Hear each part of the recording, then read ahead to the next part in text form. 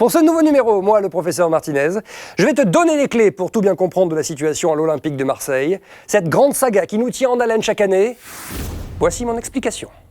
Un classico avec 2 S, s'il vous plaît, ça n'a rien d'une rivalité historique, puisque c'est une confrontation montée de toutes pièces à la fin des années 80, d'un côté par Bernard Tapie qui cherchait un autre rival que Bordeaux, et de l'autre par Canal+, qui, reprenant alors le PSG, voulait de grandes affiches populaires, histoire de faire du monde devant sa télé le dimanche soir.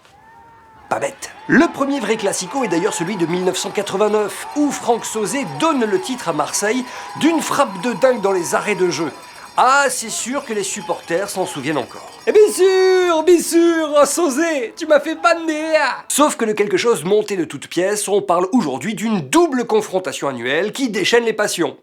Parfois un peu trop, c'est vrai. Et à ce jeu du Classico, pour l'instant, c'est Marseille qui est devant, avec 31 victoires lors des confrontations directes, 22 victoires pour Paris et 17 matchs nuls. Et comme en plus l'OM est devant en championnat, c'est donc l'Olympique de Marseille qui part grand favori pour le match de dimanche.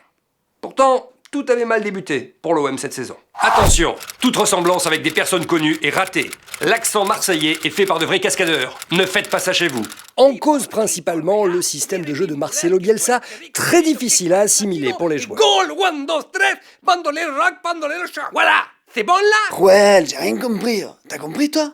Il aurait eu Jordan Ayew, il aurait fait un AVC, tu as vu? Sauf que depuis le mois de septembre, malgré les faux pas contre Lyon et Rennes, Marseille est clairement la meilleure équipe du championnat. Excitant tous ses supporters au passage. Eh bien sûr, Payet, tu m'as fait bander. Et même si c'est vrai que le week-end dernier, Marseille et Paris ont été laborieux face à Lorient et à Lens, ce dimanche, on s'attend à un grand match. Et on a raison.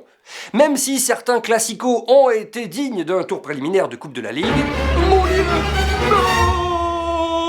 faut bien avouer que quelques matchs sont rentrés dans la légende. Le but de Paoletta, le slalom de Ronaldinho, Ravanelli qui chute tout seul, les tacles démentiels d'Eric Dimeco ou encore les chefs-d'œuvre de Bolly et surtout Chris Waddle sont gravés dans l'inconscient collectif. Et les plus beaux classicos ont eu lieu lorsque une, voire les deux équipes jouaient clairement le titre, comme c'était le cas en 89, 93, 99, 2003 ou encore 2012. Cette année, l'OM et le PSG jouant le titre final, il y a de quoi saliver. Même s'il y a eu quelques petits mots de la part d'André-Pierre Gignac qui promet une victoire marseillaise au parc, Marseille essaie de ne pas en faire trop. Non, finalement, la seule chose que les Marseillais continuent de faire en trop, c'est de mettre un CH entre une consonne et un I, comme dans... Oh frère, viens, on va à Darchi samedi après-midi. Ce qui est sûr, c'est que nous, spectateurs, nous voulons voir un beau classico et surtout un beau spectacle. Bon, finalement, côté spectacle, ça ne devrait pas être trop dur quand on sait que c'est Clément Turpin qui va arbitrer le match et que Clément Turpin a écrit un one-man show sur la vie d'arbitre. Véridique. Reste à savoir maintenant comment on fait rire les gens avec une vie d'arbitre. Et là, le mec, c'est ce qu'il me dit? Il me dit qu'il n'y a pas faute. Oh mais dis donc, il m'a coupé le sifflet. C'est nul. Carton, simulation, carton. Bali on s'en fout. À la semaine prochaine pour de nouvelles explications et de nouvelles méthodes du professeur Martinez. Ah, t'as été gentille. Non, t'as été vilaine. Ah, t'as été vilaine. Ah, vilaine. Ah, pas les griffes. Marmotte. Abonne-toi. I know you want to be with you. Professeur Martinez.